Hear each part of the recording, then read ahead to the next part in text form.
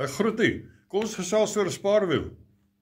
Eendag toe Jesus in 'n sekere dorp ingaan, kom 10 malaatse manne hom tegemoet en hulle roep, sê Jesus, Meester, wees ons barmhartig. Jesus sê vir hulle, gaan vertoon julle aan die priesters. Een van hulle, toe hy sien dat hy gesond was, het omgedraai en God met 'n groot stem verheerlik, op sy aangesig neergeval by Jesus se voete en hom gedank.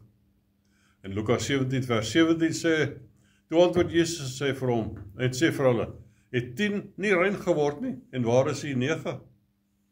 Dit gebeur dikwels dat mense na God roep, hy antwoord hulle, gee wat hulle wil hê, hulle ontvang dit, en dan gaan hulle voort met hulle lewens sonder om te kom dankie sê. Met ander woorde, hulle gebruik God slegs as 'n spaarwiel. Jare gelede het die Here vir my deur persoonlike profesie gesê dat ek nie 'n titel aan my moet koppel soos apostel, profeet ensovoorts nie. Want dan beperk ek hom sodat hy my net kan gebruik in daardie hoedanigheid. Ek moet myself beskou as 'n spaarwiel, want dan kan die Here my gebruik waar en wanneer hy my nodig het.